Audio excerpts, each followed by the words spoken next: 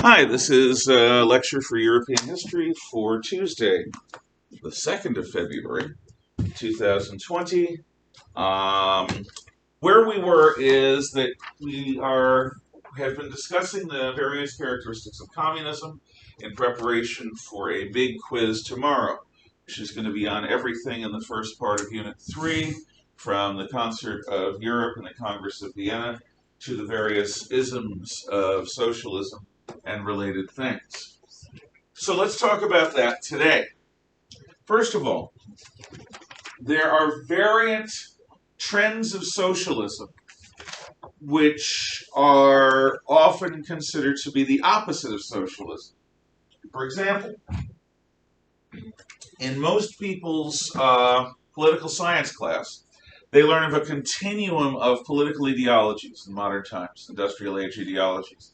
And fascism or Nazism is on the far right from your perspective, and communism is on the far left. Now, we've talked about this, and while some of the rhetoric of fascists or Nazis on the one hand and communists on the other is very different from one another, the truth is they're both communitarian, they're both utopian, they're both socialistic. What part of Nationalsozialist Deutscher Arbeiterspartei is unclear. And if you don't speak German, and I don't speak German, I just know a few words, and some of them are even printable. Those words mean National Socialist German Workers' Party. That is the party that Adolf Hitler led. Benito Mussolini was a committed socialist and journalist who eventually broke with the Socialist Party when they opposed Italian entry into World War I. And so he establishes a new party that's both nationalist and socialist, inspiring Hitler, actually, and the others, which he names after the symbol of the Roman Republic's discipline, the fascisti, which are the axe wrapped in rods, the axe for external enemies, the rods for internal enemies. And the economic policies of Mussolini, as you'll learn next unit, are called the corporative state, which is basically a form of government intervention in the economy to produce many socialistic results. So not only is the typical poli-sci continuum of ideologies that have fascists and communists on the opposite end not justified ideologically, because the economic ideology of many fascists and Nazis was absolutely socialistic, but it's also functionally not workable. Functional scale was something that I presented to you before this. What is, you have anarchy on one side, which is the absence of government, and tyranny or totalitarianism on the other side, which is a total thoroughgoing government without limit. And Baby Bear's sweet spot between those two extremes is liberal democracy, which is what we have. The notion that the communist totalitarian police state of Joseph Stalin and the National Socialist totalitarian police state of Adolf Hitler were fundamentally different from one another is ludicrous. They both have their little symbols, their little rituals, their para-priesthoods. They both have total control, a secret police, and a state that abides no limits. A leader that can get anything done that he wants, a party that backs the leader up, and a government that slavishly obeys whatever the party and the leader say. And a national population that has been whipped into obedience by terrors, purges, and other government actions extra legal, that is outside of the law. So, as we look at things, we're going to try to look at what separates these various isms. And just don't be surprised to see National Socialism and fascism within a list of socialist things. By the way, if the cold bothers you, Eugene, feel free to close the window behind you. I do need the fan on though, so if you want, you can also move if it's unclosed. Okay, what are some of the tensions within socialism? Well, this is the biggest difference between fascism and Nazism on the one hand and communism on the other. The tension of internationalist versus nationalist. Internationalism is something that Marx espoused. He said that fundamentally, since a person's identity is their social class. It doesn't matter where they're from in Europe. It doesn't matter where they're from in the world. Now, Marx did acknowledge the reality of his time, which was that Europe was in the process of conquering the entire planet, which it did, in effect, except for literally a handful of countries, which were all to some extent influenced by Europeans or European colonists, like the United States or Argentina. And what he saw was, and Lenin develops this much further, a global order that is just as oppressive and hierarchical as the order within industrial European societies. But instead of having the industrial bourgeoisie dominate the proletariat, or the old aristos dominating the old peasantry, you've got the European countries dominating the countries of the rest of the world. In all cases, oppression is oppression, and Marx opposes it. And Lenin develops his theories of anti-imperialism, which China is using right now to try to develop colonies in Africa and surrounding India and in the various archipelagos off the Pacific coast. Yes, I did say that they were trying to, in the name of anti-imperialism, establish colonies. Study their Belt and Road Initiative. It's an interesting twist on the whole anti-imperialist take. Communism, in fact, has what is called the Communist International, which is what the Internationale, the song that I played last week, is about. And the Communist International is or the Comintern, is in the 19th century, a global gathering of leaders from communist parties around the world. And they gather and they meet and they talk and they plan and they scheme and they agitate and they coordinate. The notion of a global revolution is never far from the mind of a good Marxist. And the fact that communism is led by the Communist International, a group of pan-national communists, makes total sense from a Marxist point of view. So communism is overwhelmingly international. The biggest difference it has with fascism and National Socialism is nationalism. In Mussolini's case, he reaches back to the Roman Empire for inspiration. Calls the Mediterranean Sea Mare Nostrum, our sea, which is what the Romans used to call it. Advocates a restoration of Roman glory, of Roman virtues, of Roman valor, of Roman military skill. They come up with the Italian military of World War II, which rightly is the butt of many, many, many, many jokes. Although Italian frogmen, submarine divers who can plant bombs on the hulls of ships, were the best in the world. And some submariners from Italy were also really, really good. But with the exception of that, Mussolini's military was epically incompetent on land, at sea, and in the air. Occasionally there were good commanders, good ships, or good military units, but they were the exception. Still, Mussolini is trying to inspire people to reclaim that Roman glory that once was the envy of and once conquered the known world. So Mussolini is trying to fuse in a Reese's peanut butter cup of ideology the two most powerful isms of the 19th century. Socialism, which is the industrial era concept of economics and social reform, and nationalism, which is this resumption or revival of, which means you must be freezing, which is a revival of the old tribal concept. Nationalism, which says that it doesn't matter whether we're male, female, rich or poor, urban or rural, educated or ignorant. We're all of the same blood. We're all from the same soil. We all have a national destiny that we share, which we're going to talk more about when we talk about nationalism, which is very soon on our list. So Mussolini is trying to combine these things. Hitler later does the same thing.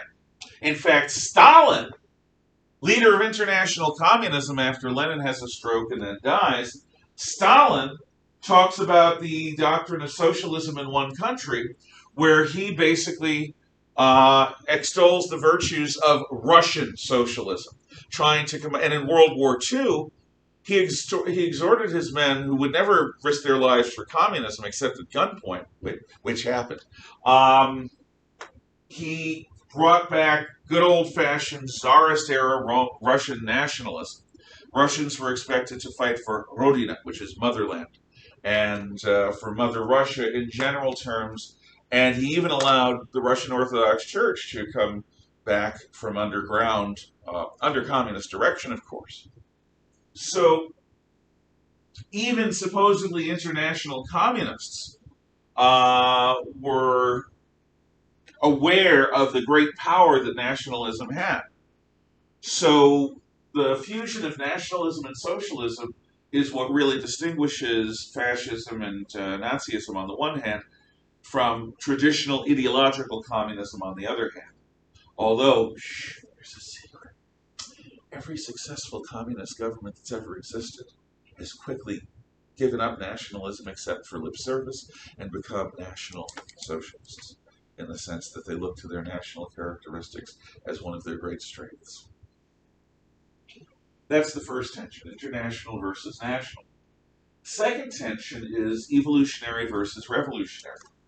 Marx has this great doctrine about how violence clarifies, how the violent revolution is what is desirable because what we're after is a clarity about the victory of the proletariat over its class enemies and the opportunity to really establish the dictatorship of the proletariat, this body cast that will reform society over time, just as soon as the old world is completely forgotten. However, unless you measure success for communism as the development of oppressive totalitarian police states, this has never worked, ever, to produce a better society or a better world. It has produced a different form of misery to replace the old form of misery.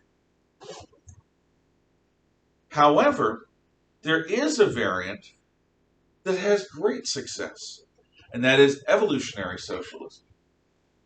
Now, you will note that I include Western European social democratic parties like Germany's SPD, Socialist Party Deutschland, and Britain's Labour Party, as well as American liberals and progressives on this continuum. How dare I, Greta Thunberg would say. Well, the answer is, if you look at the long-term utopian goals of social democrats or progressive liberal democrats in the United States, social democrats in Europe, and compare it to the long-term utopia extolled by revolutionary socialists, it's not fundamentally different. You're talking about a society from each according to his abilities, to each according to his needs, that is not defined by money, where people work to better themselves. You're talking about a society that does not have class oppression, that does not have poverty, a material paradise, where people are relating to one another not exploitatively, but positively. A society that has outgrown its cultural adolescence and is maturely able to see that the good of the many is the good of the few or the one. Usually also combined with high technology that permits people to live with ease in a world of plenty. Maybe even in harmony with nature. So in terms of the long-term goal of what a better world, quote unquote, looks like, there is not a fundamental difference. What there is a difference in is success. Communists tend to look down on social democrats as useful idiots, as fools that are able to be exploited in the struggle to overcome capitalist societies and turn them socialist or communist. But you don't see theoretical socialists and theoretical communists, like college professors, ending up leading communist revolutions. They usually end up getting liquidated in the first or second purge because they're impractical. But communists can look down on evolutionary socialists all they want. Evolutionary socialists have had far more success than you might think. There's an old axiom that if you try dropping a frog in boiling water, the frog will jump out immediately, won't be injured, will never have anything to do with you again, except to try to kill you in your sleep. However, if you put a frog in nice comfy water and then slowly up the heat, the frog may not know until it's too late that he's being boiled alive. It's a gruesome image, but it also happens to be true. People can be induced to accept all sorts of things that you'd never can imagine that they would accept under the right circumstances. For example, a free and empowered American people accepting mask mandates, accepting economic shutdowns for a virus that turns out to be fundamentally less dangerous than it had been predicted a year ago. A year ago, it was predicted we'd have millions or tens of millions of deaths. It did not. A year ago, this was predicted to be as dangerous as the Spanish flu of 1919. It is not. At least it hasn't been yet, thank God. It's been dangerous to people who are old and sick. But in the name of stopping the spread or slowing the spread, Americans have accepted, in some states more than others, and some of us more than others, restrictions on their freedom, on their economic freedom, on their personal freedom, that frankly are shocking to me.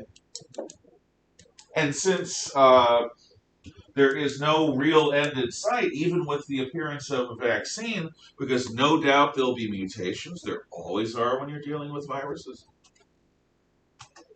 If you take the stats for COVID out of context, they look very scary.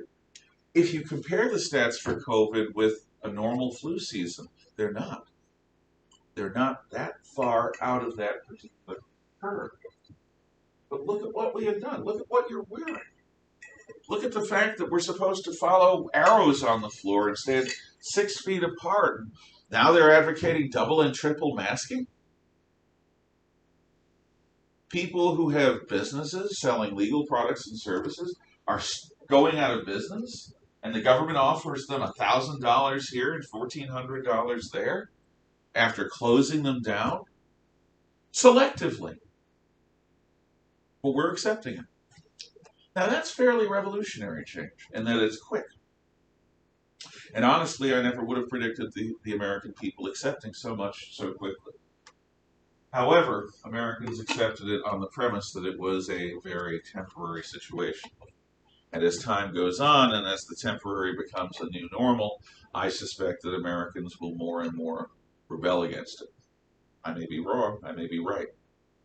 Here's another change. This is much more in keeping with the evolutionary approach.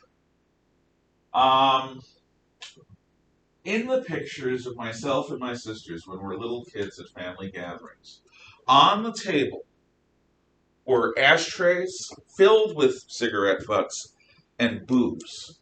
Because our family, which was a very middle-class family, was like most families in those days. When you get together, you drink and you smoke everywhere. People smoked all over the place.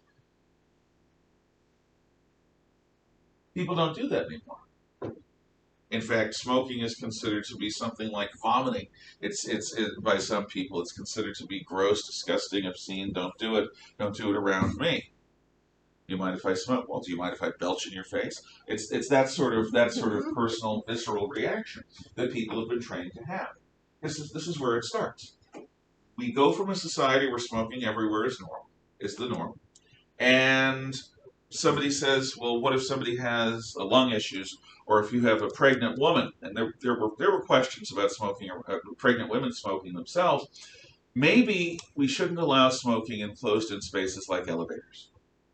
So in the 1960s, the early 1960s, restrictions are placed on smoking in an elevator, then smoking in movie theaters, then smoking on buses, and smoking in restaurants, and smoking in bars, to the point where now you have Americans paying good rent for homes, either renting from government housing or renting from private owners, who aren't allowed to smoke in the home that they rent. which is nuts to me. I don't get that. I don't understand it, but they put up with it. So if they're scrupulous people, they go outside to smoke in their own place, which they spend lots of money on rent on. Yeah. If they're renting it, that means that there is like an actual landlord, and after they're done renting it, that landlord is going to have to clean stuff up, and that smoke and that soot and the ash can burn the carpet, and Look, it's the same argument that people have when keeping pets out. A landlord can make that as a standard, and if a person voluntarily signs that lease, then they voluntarily sign that lease. But when a person rents, they also pay a security deposit, which is basically an earnest of any extra cost. If a smoker says to the landlord, you know what, keep your security deposit. I'm going to smoke anywhere I rent, which, by the way, was my stance when I smoked and rented. That's how things worked. They got money remunerating them for the cleanup that they'd have to do because of that. Actually, the truth is, I never rented a place that had that stricture while I smoked. If I'm renting a place, I'm renting a place. I'll do what I damn well please within reasonable limits. I'm not going to put holes in the walls. I'm not going to burn the place down. I'm actually a very good tenant. But no, I would never put up with that. But people do. So we got there from here, or we got here from there, through a process of slow change over generations of time. It worked. The point is not that it's crazy for a smoker to accept that, although I think it is. The point is, it worked. Further, we start out as a constitutional republic with a federal government that has extraordinarily limited power. Why? Because our founding fathers revolted against King George, which was a central government that had a lot of power. Then in the late 18 and early 1900s, the progressives managed to win a series of elections. Progressive Republicans like Theodore Roosevelt and progressive Democrats like Woodrow Wilson. And suddenly we have a federal income tax, which is the absolute requirement for interventionist big federal government, because the federal income tax gives the federal government massive amounts of money.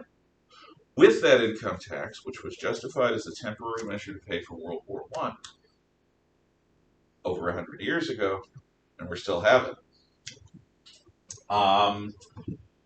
the federal government has set up departments of education, which is something that traditional liberals never wanted. We never wanted a national system of education because that's what Nazis and communists do. They nationalize education, they nationalize the curriculum, they control what is taught and what is not.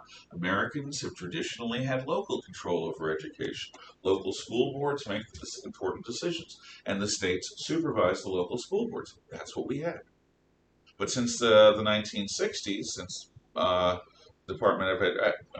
since the Kennedy era, the federal government has gotten more and more and more involved in education, to the point where under Obama, the Common Core standards were set up, which is, in fact, a national curriculum. And if you remember yourself in elementary school with their math approach, you will remember just how weird that was. Under Trump, that died a quick death.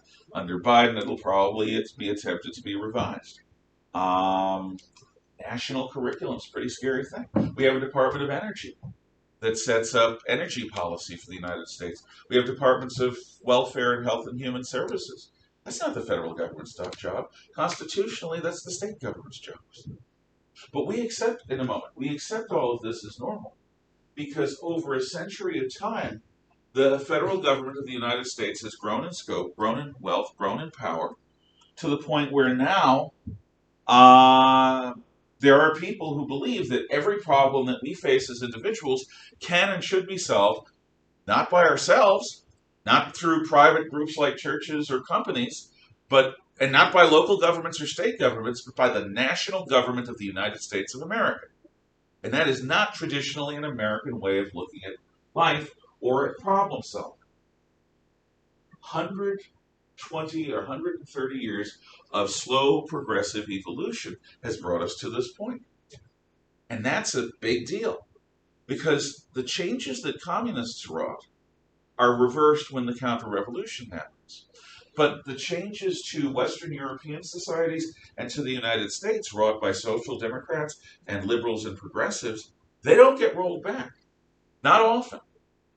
So the evolutionary approach to socialism, if I were a socialist, is something I would have to acknowledge is much more effective long term than the revolutionary approach. Mainly because you actually change people's minds over time through propaganda or through genuine persuasion. Most Americans think it's normal to have a federal government as involved in our personal lives as it is. Please. Okay, so like national education is kind of like a touchy subject, but I feel like I'm not speaking for just me when I say that actually like the school lunches under Michelle Obama were probably noticeably better than they were before. That's funny. You might think that they were better in what respect? It tasted a lot better, and she made it that Vegetables. yeah, vegetables. Yeah. But You know what happened in every school that I was teaching that? Students would have to put vegetables and fruits on their plate that they had no intention of eating. That was the standard. The federal government, that the wife of the United States, who is unelected, the wife of the President of the United States, who is not an official, the fact that she was able to shape every school lunch in a public school in the United States is scary. Because if the wife of the president, a non-elected family member, can have that kind of influence on everyday life, what would a determined dictatorial person do with that same power? But here's what the kids did. The lunch people forced them to put it on their trays, and they'd have it on their trays until they went through the check line, and then they'd throw that away. They'd do it right in front of everyone. There are YouTube videos of students saying, "We're hungry." They came up with "We're hungry" songs because Michelle Obama's lunches were not preferred by students in those schools that I was part of anyway, and by other schools. In any case, what damn business is it of the wife of the President of the United States to decide if I have children what they have for lunch? Really? That's pretty big brothery. That's pretty paternalistic. To have government say, no, as a parent, you don't have the right to decide that your child can have a peanut butter and jelly sandwich. Because somebody across the cafeteria might have a peanut allergy. No, you've got to have a school lunch. You've got to have it according to the standards of the federal government. We're a federal republic. Federal means federal, state, local. Is it really the job of the national government to decide what school lunches should be? I don't accept that. Even if the result was good. Yes. Well, I mean, it just seems like, to me, if the kid doesn't like, school lunches, there was always the option of, like, bringing your own lunch. But for a lot of people, school lunches are really important because that's the way that they'll get lunch and everything. And I always kind of thought that when I was in elementary school and everything, we always had a salad bar sort of thing where it was like it was a choice to do that, but also it was more like a recommendation to get the fruit, but I don't think anyone ever like made anybody take Well, fruit this is or Idaho, vegetables. where I was teaching was Maine. And in Maine, they followed much more closely, perhaps, the spirit of what the system was. But what I had heard from cafeteria workers when I asked them about this, because this is a profligate waste of food, why are they doing it? We're told to. We're forced to. This is what we have to do to get federal funds. And it's all connected to federal funds. Funds that the government has because of the income tax. If we had a national tax system that was not income-based, but sales tax-based or a flat tax or something like that, the national government would not be able to pay for all of this regulatory power that it's taken on itself. Alex? Just speaking of experience, like from coming from a public school in Oregon, which is democratic, Yep. well, extremely democratic, something like that. Yeah, please do. I've gone through multiple styles of school in that state, and one of them was public school where we get food funding from the government, and I can assure you that that food was 1,000 times better than any private school. Mm-hmm. It didn't have any government regulations on it. Mm-hmm. They would feed us like half frozen like pots with queso poured on it, and like that's it. That's awful. And so, but even though like it is pretty big brother, and unelected have that much power over students, I think it was beneficial, at least for some students who can't even afford to eat breakfast and lunch. Well, that's the justification for the whole school lunch program. That parents of the poor parents can't afford to feed their children properly, and the federal lunch programs are maybe the only good meal they're going to get in the entire day. I've heard that argument my entire life.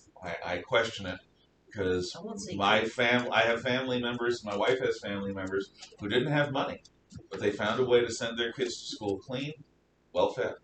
And it's not like they were wealthy. They weren't. They were poor. They ate lobster at a time when nobody ate lobster who could afford to eat anything else because lobster was considered fertilizer that you spread out in the fields. I remember when Washington, D.C.'s schools closed down because of snow, it's like 10 or 15 years ago, and the superintendent was in tears, apologizing to the families of the kids who wouldn't get a good meal that day because schools weren't able to serve lunches. Think about that presumption. Presumption that parents are incompetent, evil fools, that the government needs to step in because people are incapable of feeding their own children. I really find that attitude amazingly breathtaking, just in terms of its arrogance. Its presumption that everyone is a fool of the government. But I'm not denying what you're saying. In fact, what I will do is I'll go you one further. I'm a conservative. I don't believe in man-made climate change, but I want clean air and water as much as anyone. The most effective thing that the American government did in the 1970s to clean up air was the catalytic converter. Catalytic converter was put on every gas-powered automobile, and it significantly reduced the emissions from automobiles, trucks, things like that. It was a national mandate. This was one of the first things the Environmental Protection Agency did. And it really reduced the performance of a lot of cars. Throughout the 1970s, there's a lot of frustration over this. But it cleaned up the air. So there's a case of federal intervention that has a really good result, catalytic converter. I still think it's the wrong way to go about it. But we can agree to disagree. The point of this, though, and I will call on you one more time after him. We've got to be quick, though, because we've got to get back on track.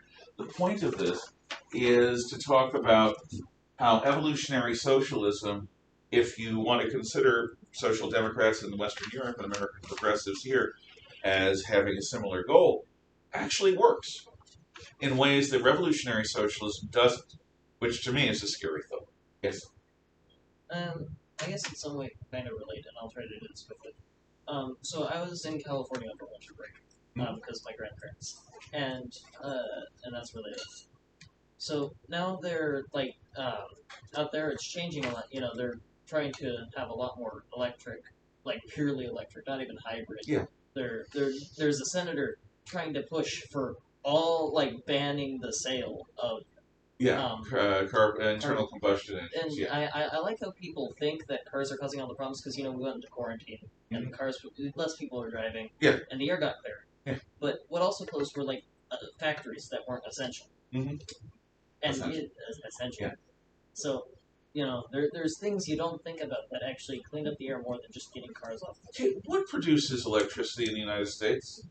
Coal power, more than anything else, and nuclear power, and hydroelectric power, which are all things that modern enviro people damn because they get a little hydroelectric joke there because it's not wind or solar. Honestly, I love hydropower. I think it's great. You build little ladders for the fish if you want, but honestly, hydropower, there's a renewable resource, and if you have to build a new dam every 150 years because the old lit dam silts up, fine. It's still very, very economical. Also, nuclear power. If we used U.S. Navy style reactors rather than these giant nuclear reactors from the 50s and 60s, they're much safer. They're much more efficient. If we develop the magic of fusion or hydrogen, what is it? Oh, it's not hydrogen. Oh, there's another thing. I don't remember it. There's another one of these miracle things. But for now, yeah, you make electric cars and you're replacing relatively clean internal combustion engines with coal power because that's what generates the electricity in throughout most of the country. Anyone else before I go to Heaton, the last comment? Mr. Heaton. Knowing the bit about cars that I do, I'm pretty sure I might be just completely wrong, but the catalytic converter only attaches to the beginnings of the exhaust pipe and doesn't really affect the performance of any cars. Though back then with carburetors and a It whole did. different. I'm telling you, it did. Okay. I'm not a car guy. Every car guy I know hated the mid-1970s because of the requirement. And yes, carburetors were used, and now we use fuel injection much more. But no, maybe it's that. But it did affect. Is that a hand or? Oh no. Okay. Okay, so evolutionary versus revolutionary. Third big tension is ideological versus pragmatic. How much do you care about theory? For example, the British Labour Party, which are evolutionary Western European Social Democrats, is a party actually run by workers. Some of them have Marxist leanings, some don't, but it's basically run by working guys. And what they want is they want better wages, better working conditions, better benefits. That's their idea of good stuff for the workers.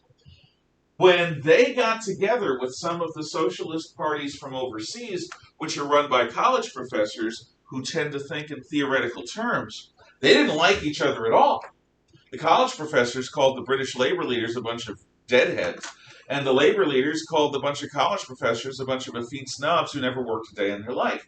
And yet they talk about working now. Is your goal to practically improve the lives of the people in your orbit now? That's pragmatic. Or is your goal the institution of an ideology that promises utopia? Some socialist parties, usually the evolutionary ones, are more pragmatic. Some are more ideological. Finally, anarchic versus hierarchical. Most of these parties tend to be quite hierarchical. They tend to be very lawful. They tend to be very bureaucratic. Communist Party, the Nazi Party, Fascist Party, all are top-down organizations run like the military. But there are anarcho-syndicalists, which should be on this list somewhere. If they're not, I'm going to put them on, because they should be. Arrgh. Okay, Catalonian anarcho-syndicalists. Can't believe they're not on there. Syndicalists.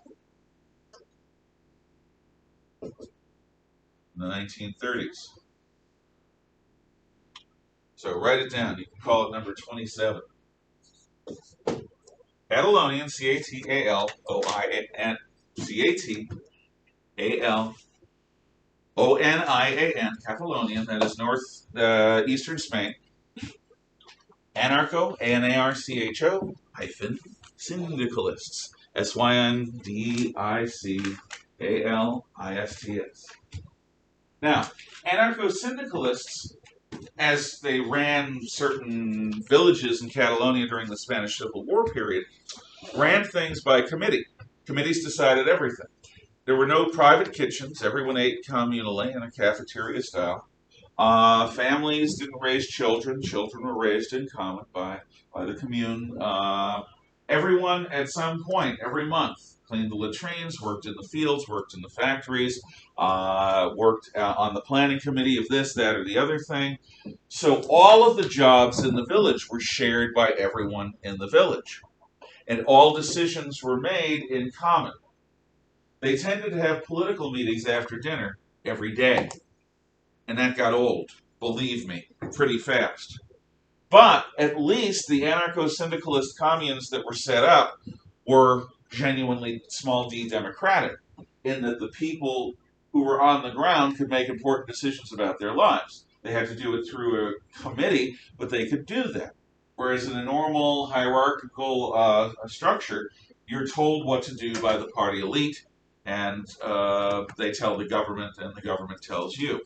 You are receiving orders. If you're a farmer on a collective farm in Russia or China, you don't decide what to plant, even if you know the local conditions better than anyone. Government officials tell you what to plant. They tell you when to plant it. They tell you how closely to plant it. They tell you all sorts of things.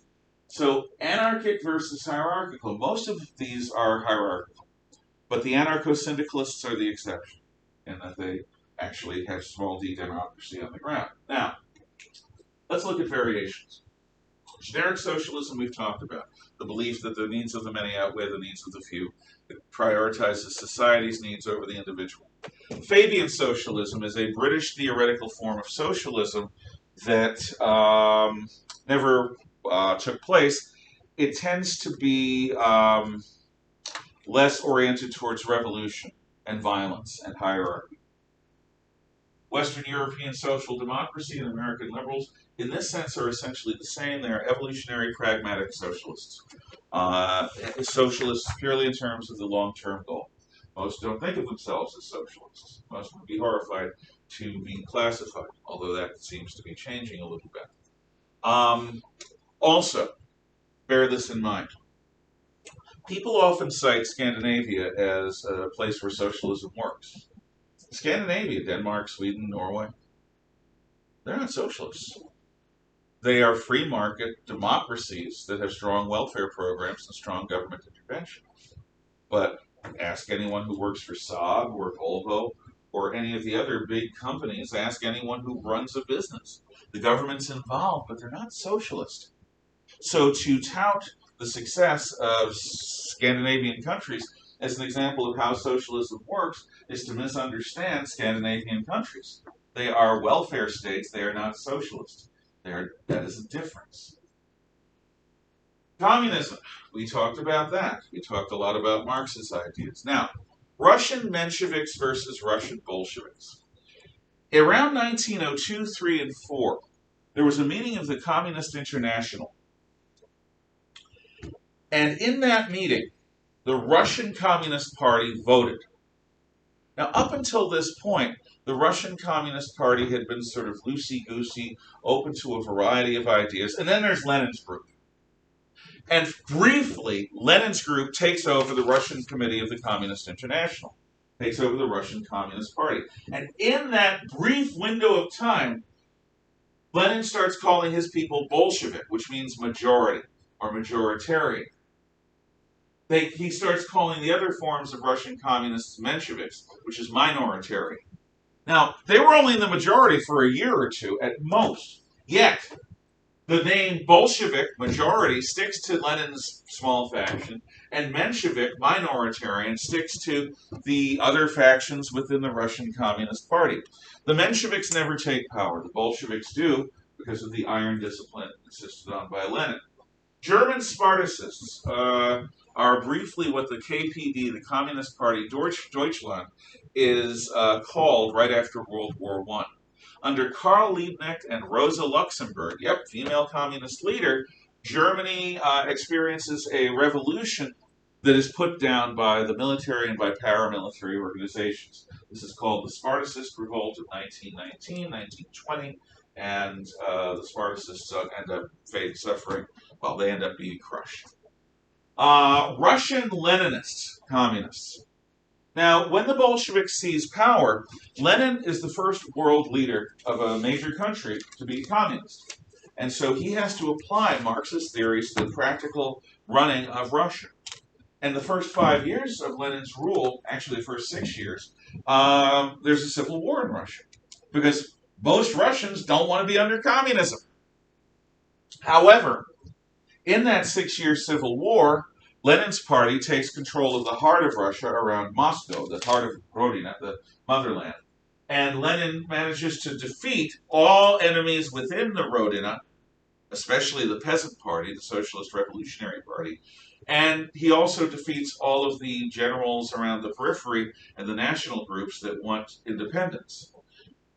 Russia loses Finland, Estonia, Latvia, Lithuania, parts Poland, and parts of Romania, which is today called Moldova. But Lenin holds control of most of the Russian Empire. And in doing this, the theories of Marx becomes the practical war-fighting policies of Vladimir Lenin. So this is the first time that the theoretical communists had to actually adapt. And what this is basically the forerunner of what Stalin would call socialism in one country. Because the point of the Comintern is to serve the only real communist government in the world, which is the Russian communist government of the Soviet Union. So when Lenin dies, Stalin takes over. Stalin's name, and you'll learn this next unit, is Yosef Vissarionovich Yugashvili. Stalin's not Russian, he's Georgian. There's an Asian country called Georgia in the Western Caucasus near the Black Sea. Stalin's from there. But Stalin, like Hitler, an Austrian who takes over Germany, like Napoleon, a Corsican, takes over France. Stalin is a Georgian who takes over Russia. And Stalinist communism is what Orwell wrote 1984 about, at least without the video screens, without the technology. But Stalinism is a totalitarian police state. Russian communism over all other forms of communism. The world's communist parties serve the interests of the Soviet state. The Comintern is the Communist International, an organization that after the Russian Revolution is used to discipline and coordinate international communism from Moscow's direction. This includes communist parties in the United States.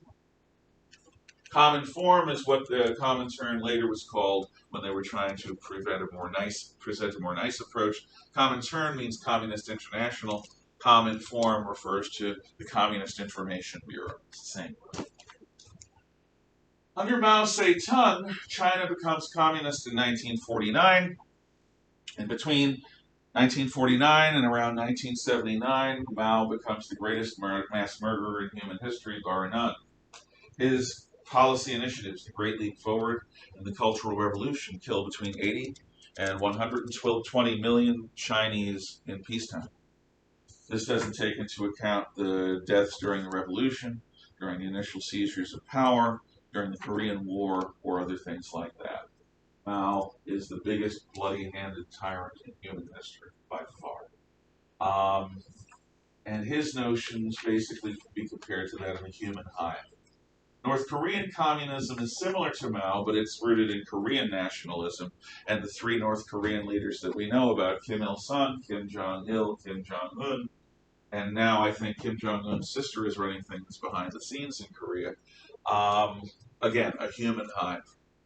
You could have a person convicted of treason or a near-death penalty offense in the 1950s, and their great-grandchildren are born into slavery in labor camps. And there's a book in here by a guy who escaped from Camp 14, about his story. He was born a slave in the communist utopia of North Korea, and he was from generations of slaves. Vietnamese communism under Ho Chi Minh. The Vietnamese are an interesting people. They're extremely xenophobic, which means they don't like foreigners, except on their terms. And during World War II, we trained the Vietnamese to fight the Japanese who were occupying Vietnam and Cambodia and Laos. And after World War II, their training was put to use against the French, who insisted on coming back, even though they surrendered to the Germans. And so the Vietnamese communists got good at killing Japanese and at killing Frenchmen. Then they decided to kill South Vietnamese to try to take it over and make it communist. We intervened, and in a 10-year war, over 50,000 Americans are killed by those self-same Vietnamese communists. In 1975, we allowed the communists to roll tanks into Saigon, take over the country, and over 1 million South Vietnamese who were stupid enough to depend upon us and trust us were murdered.